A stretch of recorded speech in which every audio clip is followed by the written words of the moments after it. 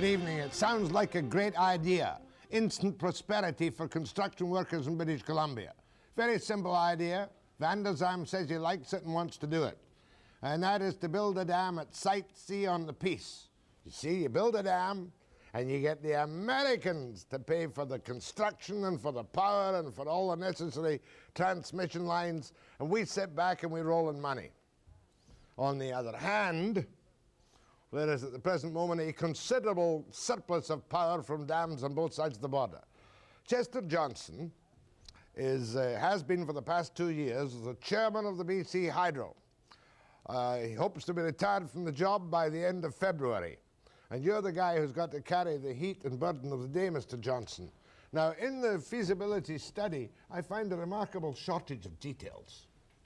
Well, Jack, that study was not, you had probably read the executive summary, and behind there, that study is a lot of technical information and on the technical feasibility of the project, but it wasn't for a lot of technical, it was a summary of the conclusions that were made by the utilities. All right. That were... I summarized the position properly. Did I not? Build a dam on the Peace, get the Americans to finance the whole thing, and we eventually own the dam, and we've got a great bonus for ourselves. You bet.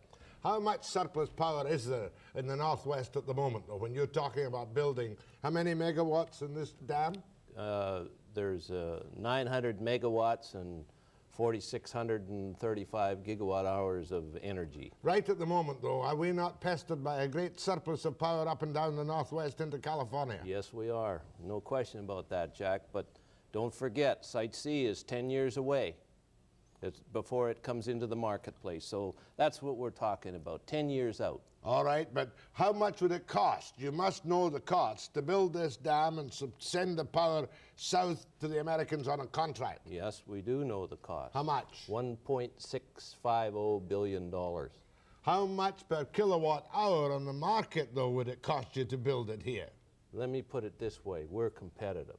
You're not going to tell me? No, I'm not going to tell you, Jack, because if I have to go down and negotiate the price with the California utilities, then I want to have that information in my back pocket when I'm going down to negotiate. Marjorie Nichols, who has now left this arena to go to Ottawa, and you must say thank goodness in some ways. No, not really. She had information which said that the cost of building a dam in Canada per kilowatt hour produced was something like 13 cents per kilowatt hour, and that the most you could get for it in the States was 5 cents American. Well, as far as I'm concerned, if it's going to cost us 13 cents a kilowatt hour, we can forget it right now, because we'd never build it. But your recommendation to Van der Zalm right now must surely indicate that you can get as much for the power over, how long a contract?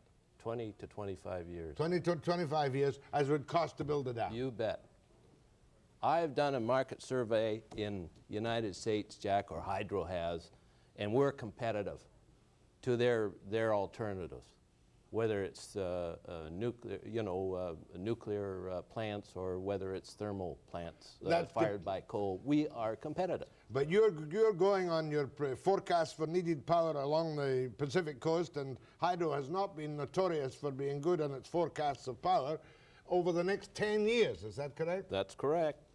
We're looking out 10 years, but it'll be a take and pay contract, and they'll have to take it if we can get the contracts.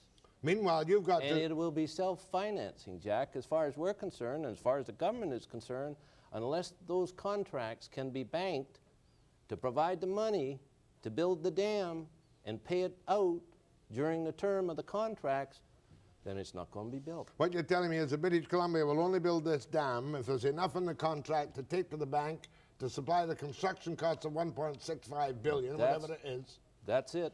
And you recover it on a take-or-pay contract from the United States. You bet.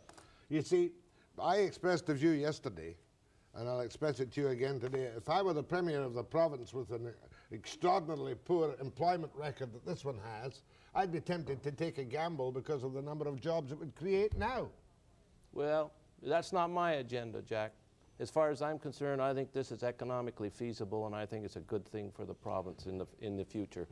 And it gives us a north-south grid system, which opens up a lot of openings as far as the British Columbia is How concerned. about Bonneville? Are they prepared to carry the power south to California? You don't have an agreement with them yet, do you? No, I don't, and that is still to be determined, but I feel that Bonneville will throw out the short-term problems that they have for the long-term gains.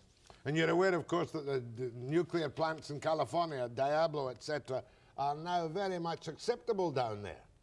I don't think there'll be another nuclear plant built in this century, Jack. Anywhere on the Pacific Coast? Anywhere in the Pacific Coast. Because of the fears of contamination after 3 Mile Island, I suppose. That's correct. Now, what about the other thing as a nationalist? Is it not bad policy to commit a dam and all its power to American industry even for 25 years? Well, I don't feel that way. I feel that as far as I'm concerned, the strategy that BC Hydro has where we build that dam, we sign contracts, we deliver the energy and bring it back for a nil cost, makes our energy in the future that much more competitive for industrial expansion. Well, there's another point there on the Columbia River Treaty, with which you and I have talked about for 1,000 years. On the Columbia River Treaty, it comes up for renegotiation when? 1998, Jack. 1998, and we have a vast mass of power then. Oh, you bet, and that's... Which the Americans will keep, I presume, at cheap rates. No, they won't, because we've got that in our plan to bring it back into our system in BC, and as far as I'm concerned, that's the cheapest form of energy that we will have in our whole system, because as far as we're concerned, we have 1,100 megawatts of capacity and 4,600 gigawatt hours, which is bigger than Site C, to bring back into our system at no cost. By bringing it back, you mean you merely keep the power for Canadian use instead of sending it south of the border? Correct. Well, we've got more power than we know what to do with. Well, not necessarily. We have a demand factor growing in BC over the next decade too, and we're going to have to look at that demand factor. Whether it's Murphy Creek, whether it's Keenly Side, whether we use Burrard Thermal in the meantime, we've got some, and we've put in that Columbia River downstream benefits into our system. So that's our strategy. Mm-hmm. You know, it begins to look to me as if it might be a great American scheme and a continental energy policy. Well, remember the Parsons plan when they were going to flood Prince George, wasn't it, and fill the Rocky Mountain Trench with water for the south? Yes, I remember that, but that's not the case in here. It's really a marketability of energy, you know, on a north-south grid system. And what is at stake is whether or not the California utilities or the Pacific Northwest utilities are going to control the market in the Pacific Northwest and Southwest. And who do you want to win, California? I don't want anybody to win. I just want to be, I think that BC should Two be other part questions. of it. You've cleaned up, you've trimmed down, I won't say cleaned up, BC Hydro. Many people did you lay off? A little over 1,000. And most of your engineers, remember IPEC? Yes, I remember IPEC. Most of our engineers have had to go elsewhere to try and find jobs? Well, that's right. It was a hard decision, but there were a lot of engineers that were put out of work. That's true. Have you got enough engineers to design a dam? We've got enough engineers to carry out the project of Site C. You bet. Right now? You bet. They're doing nothing at the moment? Well, no, that's not true. We have, you know, we have a major dam safety program under, whether it's up in the Mica at Dutchman's Ridge or over in Vancouver Island at John Hart. We've got a lot of, and we have a lot of transmission lines that we have to build. So we have usages for engineers, no question about that. Is this going to be a political decision or an engineering marketing decision? I think it has to be an economic decision, Jack, in the final analysis. I don't think the province can build this project if purely it's not economic. Purely for a few thousand jobs? No. Fair enough. Calls to Chester Johnson. By the way, I forgot Ted's rundown tonight. Please forgive me up in the control room. You just have to wait and see who's on the program tonight after Chester, and we'll take calls now after the break.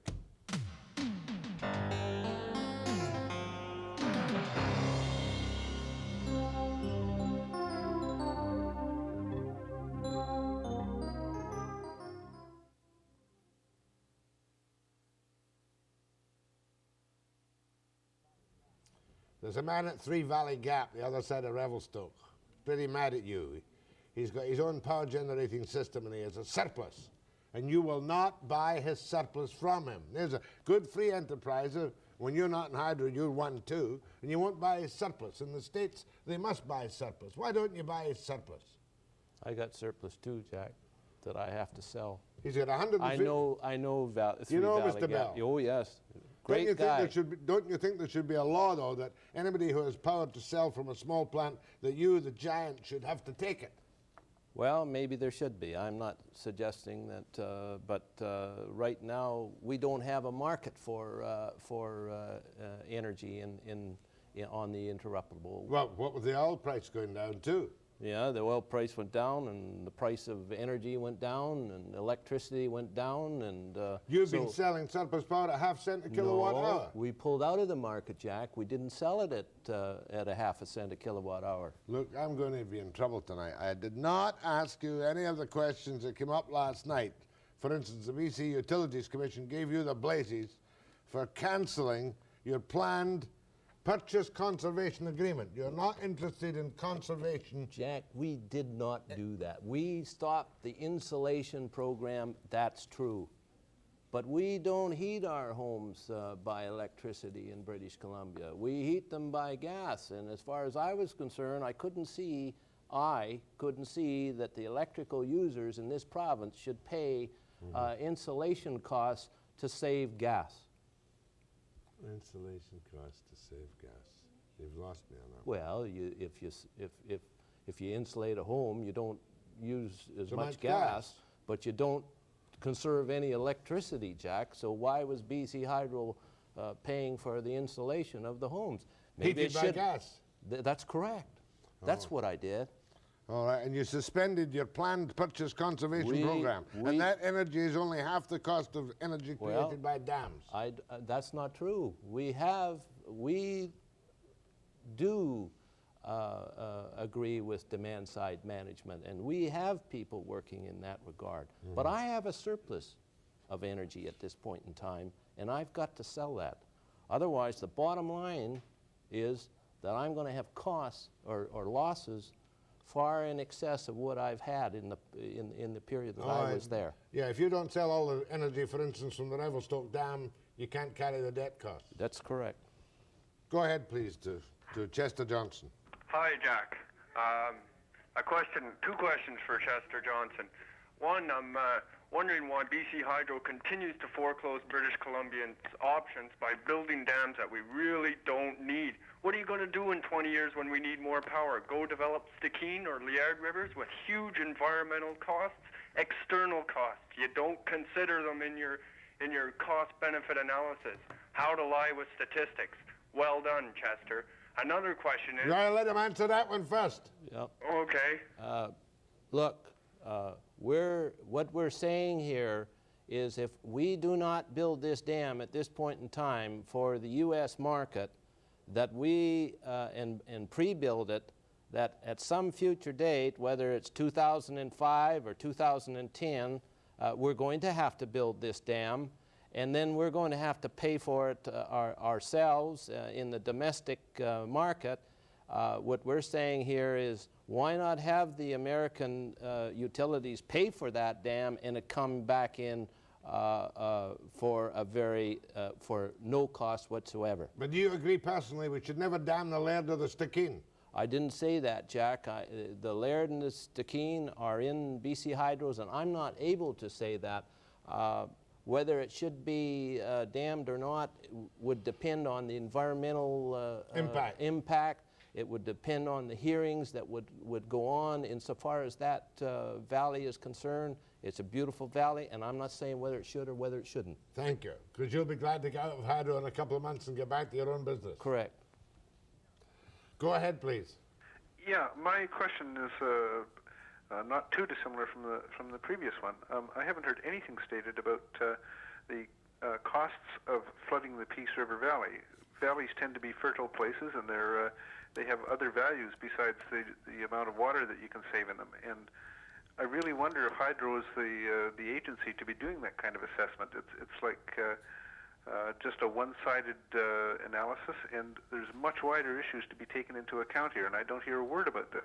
Well, no, there was a very, very lengthy hearing through the BC Utilities Commission on Site C back in 1983, and the environmental concerns were set out in that hearing. And certainly there are things that have to be managed as far as the environmental concerns are concerned, and the BC Hydro will have to do this. You can't manage a flooded valley. I mean, it's gone. No. It's going to be a 50-mile flood. That's correct, but there are environmental concerns that we will have to deal with, Jack. But your decision on the feasibility study is that it's worth flooding the 50 miles if you can sell it at the right price. That's exactly my point, that the decision is being taken on the fact that the project is self-financing in and of itself, internal to itself. But that I don't hear what the dollar figures are for the loss of agricultural potential and a number of other things. Anyway, thank you for raising the question. Go ahead, please. Hello. Yep. Yeah, Jack, just Mr. Johnson, my engineering friends, electrical engineering friends, tell me that at 1.5 billion construction costs, Site C power will be 40 to 60 mils on-site cost, plus 5 to 10 transportation costs to the U.S. border. A, do you think the Americans are going to pay that kind of money for power when they can buy it much cheaper? And B, what are we doing with Burrard Thermal? Sitting there, it'll produce 900 megawatts. What's the cost of producing power with natural gas from that facility? A lot cheaper, I would suggest, and why aren't we using it and using the money into British Columbia instead of ripping us off on another farce, pay-for-itself project? So okay, good question. He says 40 to 60 mils and another... I don't argue about his 40 mil figure. I'm not going to debate that at this point in time. He's not far out. We think the market's there at that price. I think we can do better. But as far as Burrard Thermal is concerned, that's in our plan. We're going to use Burrard Thermal and use Valley Gas to develop to even out our energy factor in our storage areas. So it's in the works. We don't have a use for it right now, Jack, because we have an excess of energy out of the Revelstoke Dam, and we've got to use that dam. And you've only got first. 4 of the 6 generators in the Revelstoke Dam. That's correct. You've only got 4 of the 6 in Mica. That's correct. We can put all kinds of extra stuff in. Why must we have a separate dam for the Americans?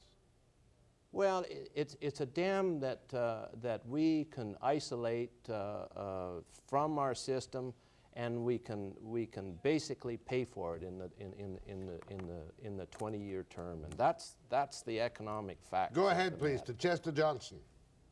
Hello? That's you, ma'am. Yes. When the other dams were built, a lot of farmers got taken by the low-cost finance or the amount of money they were paid for their land. What's going to happen this time to the farmers? Well, I think you're jumping the gun a little bit. No decision has been made yet. No. You'd go through the same old expropriation procedures you did before, wouldn't you? Go ahead from Fort St. John. Yes, Jack. I'd like to say a couple things to Mr. Johnson. First of all, I think he's doing a great job. And secondly, those of us here in Fort St. John are a little tired of listening to the very vocal minority mouth off about things they don't know anything about. The silent majority here in Fort St. John is really hoping this dam goes ahead. And we also think it's a great idea.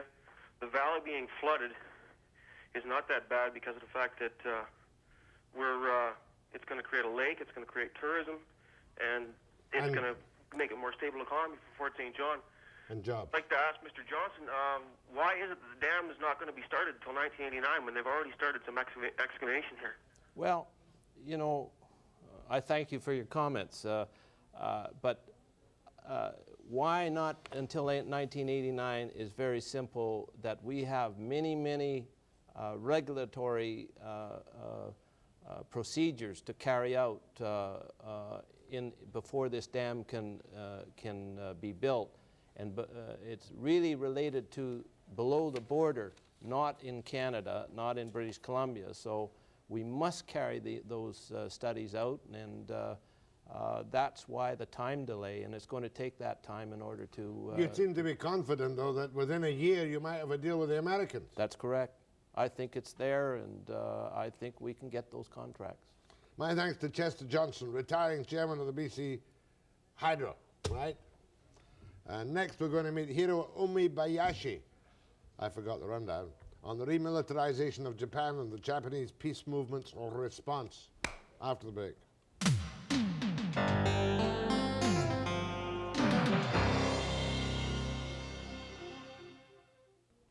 First time I've actually met a Japanese peace activist.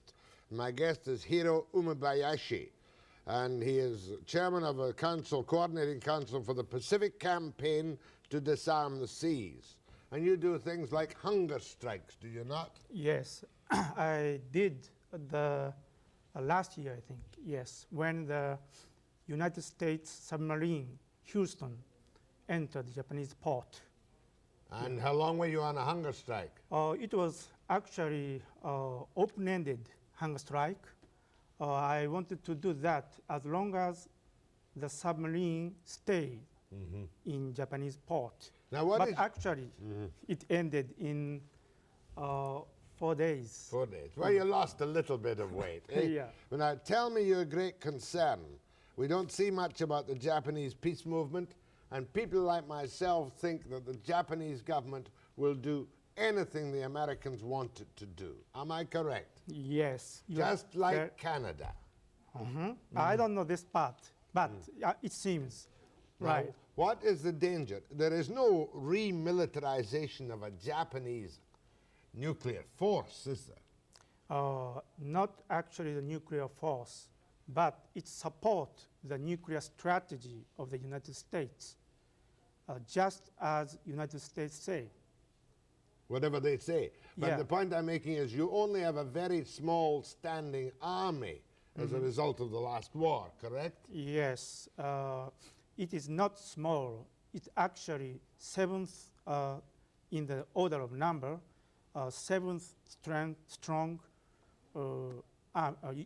force in the world. In the Western world, probably. Now, Yes, yes. what is your fear? Is your fear the location of American missiles in the Pacific around Japan? Yes, it is nothing to do with the defense program of Japan.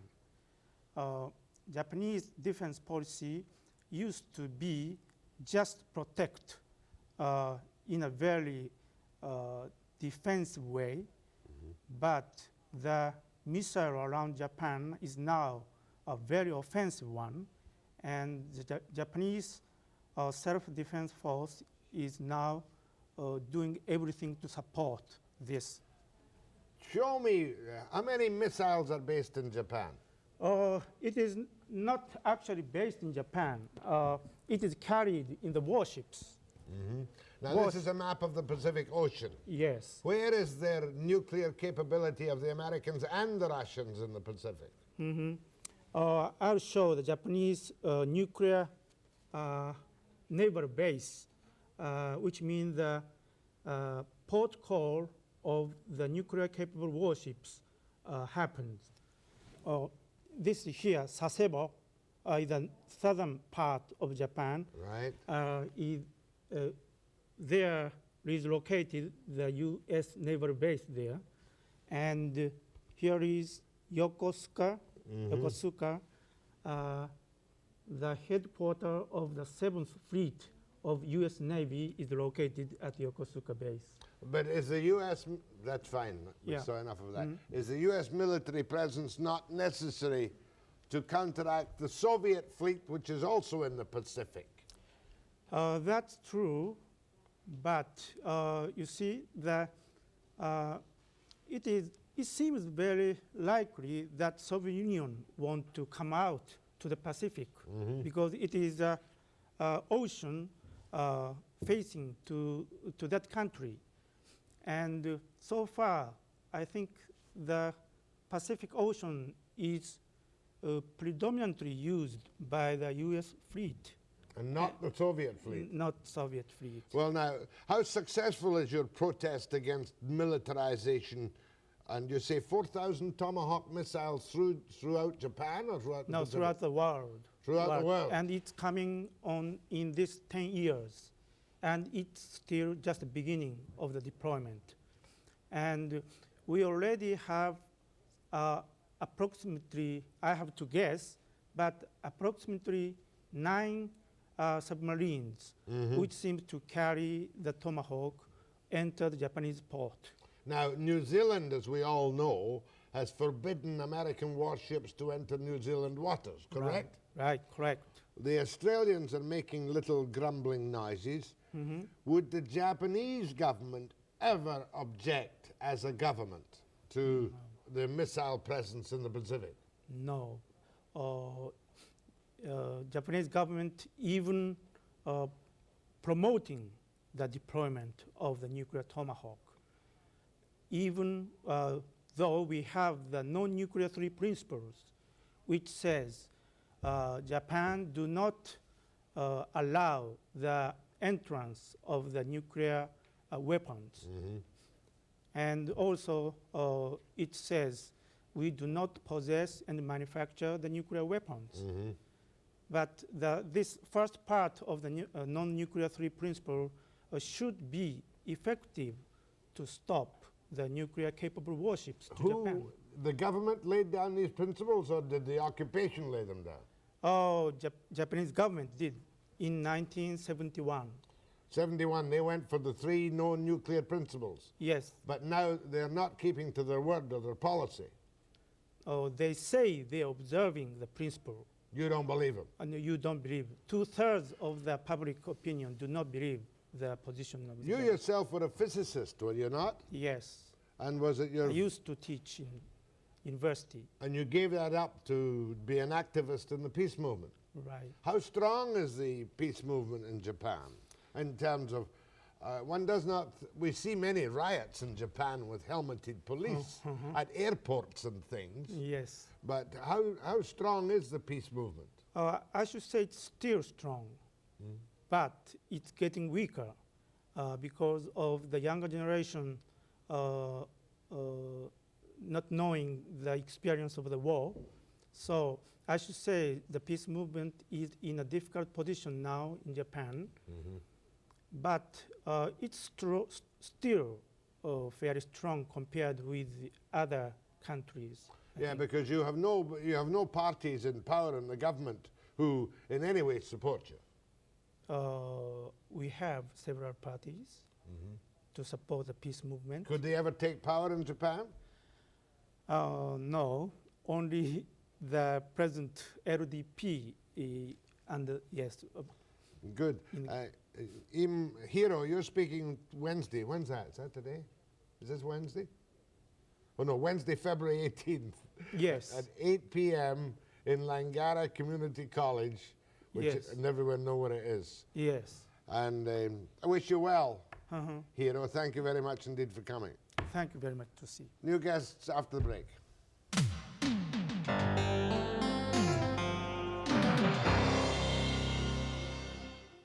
I'm going to be lost in this one. I'm in the world of high finance. I've got 2 big noises here.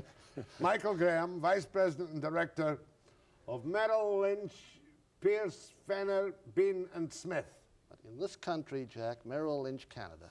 It used to be Merrill, Lynch, Pierce, Fenner, Bean and Smith, did it? It still is in New York. The parent company still has a company by that name, but right here we're Canadians. We're Merrill Lynch, Canada. Now, I'm always suspicious of people that come from both Nassau and Florida. This is Michael Landry, Vice President of Templeton International. What are you?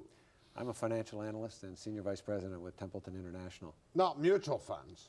We do manage mutual funds as well as pension accounts. Well, they had such a bad name years ago, mutual funds, didn't they? Fortunately, things have come a long way. Now, to be more serious a little bit, and I'll start with Michael. You come from Toronto. That's right. And you operate mostly in Toronto. That's right. And you have no idea of the reality in the rest of the country except vastly prosperous Toronto. I was out here 3 or 4 times last year. I came back twice for Expo 86. Wonderful. You people did a marvelous job. The Vancouver I saw today, bustling, thriving, busy. 13% unemployed. 13% That's right. unemployed. No, you make your point. And I come from Ontario, where there is very little unemployment and where the economy is booming and the investment is coming in, and the real economy in Ontario, Quebec as well, growing by 6 to 7% real. And hopefully that is going to permeate out. And I believe there is going to be a ripple effect, because I think all of Canada is going to pick up the benefits of what's happening in central Canada at the moment. I had a glance at one of your papers today, and Merrill Lynch, Canada in 1987. The winds of change and deregulation, but things are going to be great. Do you really mean that for the country as a whole? Yes, yes. Slower, but among the best in the world. The whole world is growing more slowly, but Canada will have among the best growth rates in the Western world this day, 3.3, 3.5. Canadian profits are going to be very strong. That is going to bring in the business investment, which will create the jobs, which will make the economy grow more, which will bring the unemployment down. We are looking, and the numbers are there, we are looking very good. Am I in the same country? All I see out of Ottawa is mishmash. British Columbia tries to do a tax-free deal and promptly gets its throat cut by Michael Wilson on the Sky Train. And all I see are scandals and rumors of scandals from Ottawa. Surely the overseas investor doesn't know about the state of our federal government. The overseas investor cares most of all about our debts and our deficits. He doesn't give a damn about all these scandals. What about our deficit? What about our deficit? Coming down quite rapidly, surprisingly, and if Mr. Wilson next week brings it down some more, I think the international investment community is going to be very impressed. Well, now you represent the international investment community. Yes, What is your view of Canada's future? Is it just the same as my friend Michael, two Michaels here, Michael Graham and Michael Landry? Yeah. Well, what we do is we focus on companies rather than economies. And if you look worldwide and you look at all the companies in the world, some of the best bargains or best undervalued situations are in Canada. Our portfolios reflect that. We have about, I would say we have about $1 billion of $10 billion overall U.S. invested in Canada. And the reason for that is many companies have restructured and they've paid off their debts either through new equity offerings or cash flow, and they've become operationally more efficient. And that's going to pay off in the future. Is it not very dangerous, gentlemen, that are certainly dangerous for the lumber industry here with our new burden of the 15% tax that we're imposing this side of the border on saw lumber, but is it not very dangerous that the dollar is climbing? What does that mean to you? Yes, that's a good point. But overall, there's two sides of the coin. First of all, the dollar has declined substantially on a worldwide basis. Now, the risks of the Canadian dollar going too high to be competitive against the major trading partner, the U.S., the danger is there. But I think it does take a lot of pressure off it down in the United States government centers when the dollar goes a little bit higher. If it goes too much higher, then there's problems. Why is that? I mean, how can our dollar conceivably go up against the rise against the value of the American dollar? Well, I could show you that our economy is growing better than theirs. The mix in our economy is better than theirs. Our economy, the business investment is there. It's going to lead the economy up. Our unit labor costs, our productivity measures compare well with theirs. And then, of course, because our currency has fallen so much lower than theirs, we are attractive. We are a cheap place for Americans to invest in. And on a world basis, we are even cheaper for the Japanese and the Europeans to invest in. And that's Hyundai and that's right. Honda and these great, and Toyota and Suzuki, all these great Canadian names, they're coming in. If only we could locate them where we want to and not put them in the heartland of the country and people's constituencies where it creates jobs. I mean, we need it out here. Do you see anything for the west of Canada? Well, I watched through all the export taxes on lumber and all that hoo-ha. What did the price of Macmillan Bluedell do in the stock market? It's up to $60. Right, all-time high. And I see that's because of the pulp prices. And I see today that Macmillan has just announced a $70 million expansion somewhere in the province, and the New Zealanders paid top price to buy BC Forest. They wanted in. $570 million for 49% of BC Forest products. So others but see you know, these takeovers don't help us, though, do they? I mean, big money's put into takeovers never help the people locally. All it does is increase the value of the stock. But that's a reflection of how undervalued the stocks are. And the point is, if foreign investors, such as Japanese investors and so on, the Japanese are, if not now, depending on the figures you look at, are the wealthiest people in the world as a whole. And they're looking now, their market is selling at 4 times what the Canadian market is selling at. and that market is due for a major fall. And when the money flows out, it should flow in here. Back to free trade now. Obviously, Peterson and Ontario are scared witless about certain aspects of free trade, and so is Oshawa and whatnot. We had free trade until Mulroney announced it. Can you see free trade being of great benefit if we ever make a deal with the Americans to help our economy? You know, Jack, I came to this country in 1961, and a whole lot of people were scared stiff then about an automobile customs union. Remember all of that? Right. And in due course it came, and Pearson had the courage to finalize it, take it through, and the Auto Pact has been the biggest boon that this country could have had, or that we in central Canada could have had, certainly. And isn't there going to be more of the same? I see free trade, a lot to be discussed, a lot to be phased in, a lot to be treated carefully, but I see it as the Auto Pact multiplied by a whole number of other examples, and I see countless now Canadian companies that are world competitive, world scale, can compete with the best and give them a chance in a bigger market. It's nice to hear your confidence, gentlemen. So therefore you say that mutual funds are a good investment nowadays, and Canadian mutual funds? I would say equity markets are good investments on a worldwide basis, particularly in Canada. And mutual funds Which are a is the practical way to best do it. worldwide market? I would say country. the best country right Japan. now is, no, the best country, we like to think of investing looking through the front windshield rather than through the rearview mirror.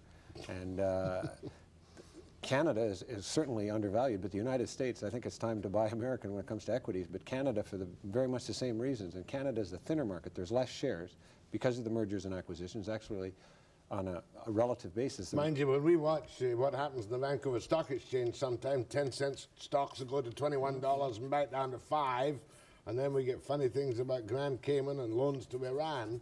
We're a little suspicious. Are we entitled to be? Cautious, I should say. Now, the Vancouver Stock Exchange is a place for entrepreneurs, for young companies, infant beginners to raise their needing capital to go in and raise money, and it does that rather well too. But it's a bit of a casino. I will agree with that.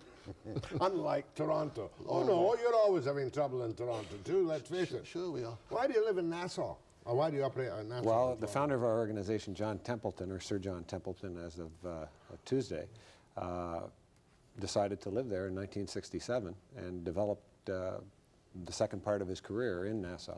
So we are there because he's there. Well, gentlemen, are you here for any special function, like you giving seminars or something? Merrill, Lynch, and Templeton are combining tonight to give a seminar at the Bayshore, and that's why we're here. What time? At 7 o'clock. Best of British luck to you, old boys. I'm going to have a free-for-all, a Webster free-for-all after the break. I'm sorry I missed the rundown tonight, but anyway, we come. Oh, take it.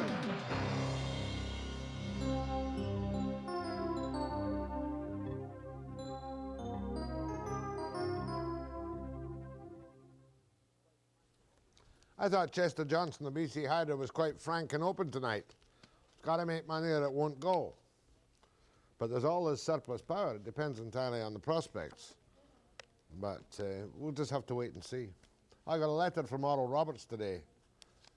I don't know when he plans to go to heaven. Sometime in March, I think, if he doesn't get the money. Yes. Go ahead, please. Yes, good evening, Jack. I was just reading the paper tonight, and I noticed this article about a propane-powered taxi blowing up out in Surrey while there's nobody in it, and the thing was just apparently sitting parked. I'm wondering about the BC ferries. When I was on the ferry last weekend, I could smell propane on one of the lower car decks, and I didn't know whether to inform anybody or not. I tried to trace it, and it sort of got lost into this odor. Oh, you should certainly. It may have been a leaky tank on a mobile home or something. You should certainly have informed someone. And I'm very glad that for the last few years now, the ferries don't let you sit in your car. You've got to come up top, because there's always some idiot who'll smoke with a leaky gas tank. No, I think in a case like that, you've got to tell the first ferry official you see, because we've never had that kind of accident in the ferry, and I've traveled more millions of miles on the ferry than there are peanuts in a jar. No, you should have told them. You were derelict in your duty. You never can tell. Go ahead, please. Yes, Mr. Webster. I certainly respect you having these people on tonight on this power. Hydro has been overestimated in its power rates for years and years and years, and its consumption rates. And I think it's high time, if you want to do a great service to this province, let the people know at last what this company is doing to finance and run this power system in this province.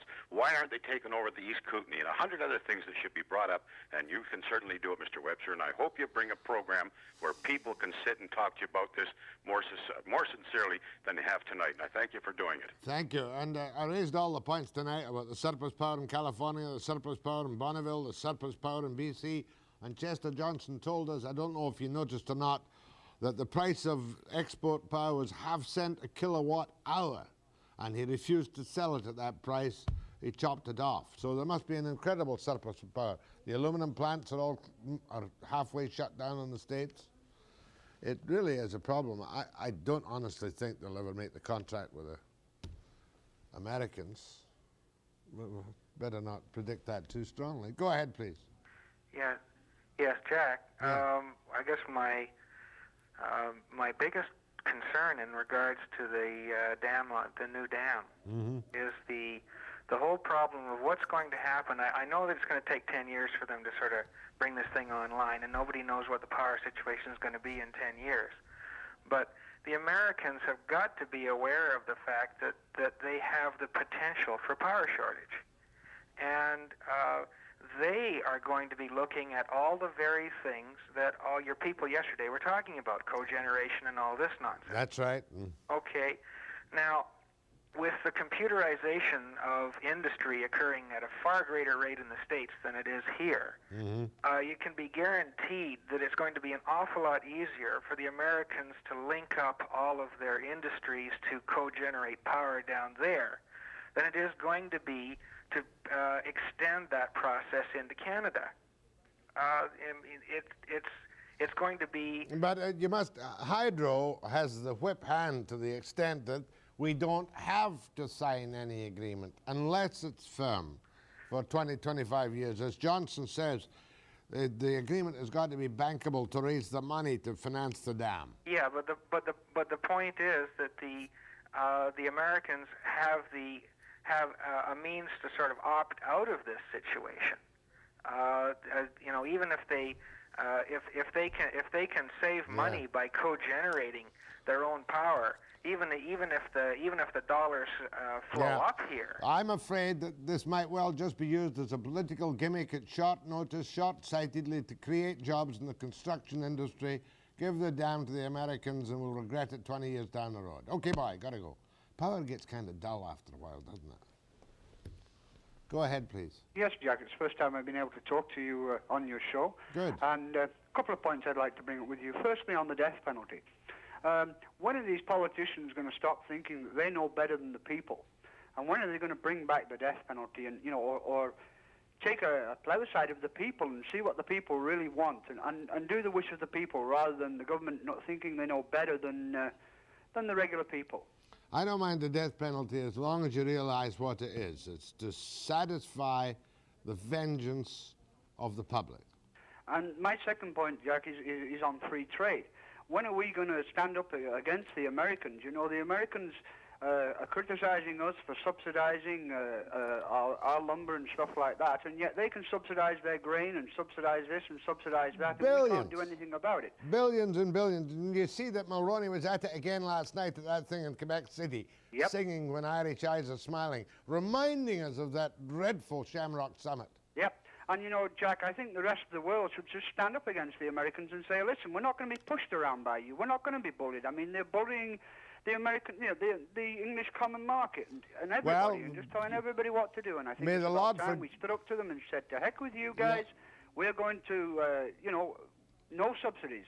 May the Lord forgive me, but when Trudeau was Prime Minister, the Americans stayed well back because they never knew what he would do next. But with Mulroney, he thinks they love him and they don't. The Americans are tough, shrewd, hard people who've been around a long while. Prince George. Yes, Mr. Webster. How are you? Very good, thank you. I've got 2 points I'd like to make. One is I have up in Prince George here, we have a terrible time trying to get through to your program. The second point I'd like to make is on Chester Johnson's comments as to the energy and that the BC households are using natural gas. Mm-hmm. And as if everybody got the natural gas bill today, they will all see that the natural gas almost doubled. Correct.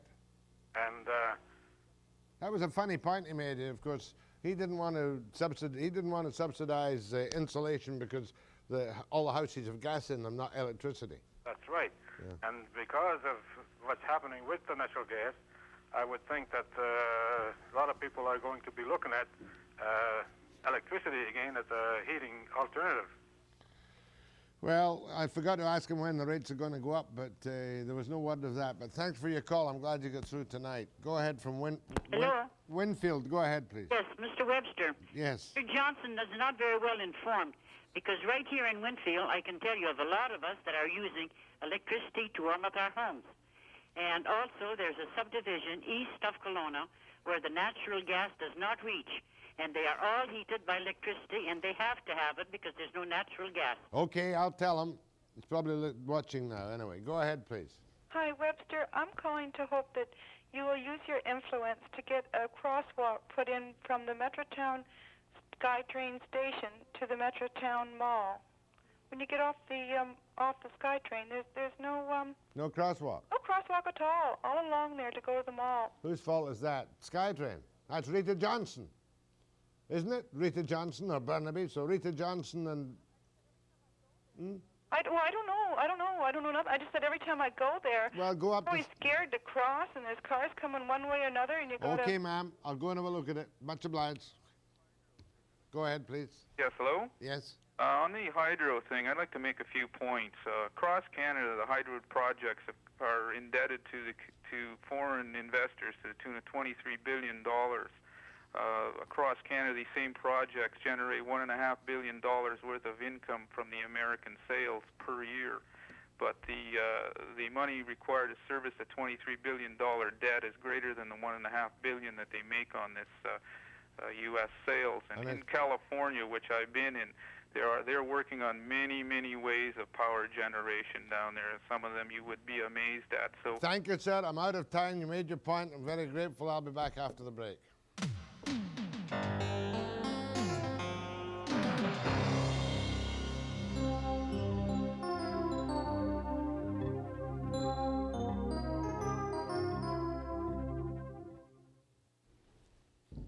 Tomorrow night, I've got two big noises in the show business coming on tomorrow night to tell you about the Variety Club Telethon, BCTV, Nanette Fabre, Broadway stage and screen star, and Leslie Nielsen, not known as Eric Nielsen's brother, which is what he is, and Sven Robinson MP at 5 p.m. precisely.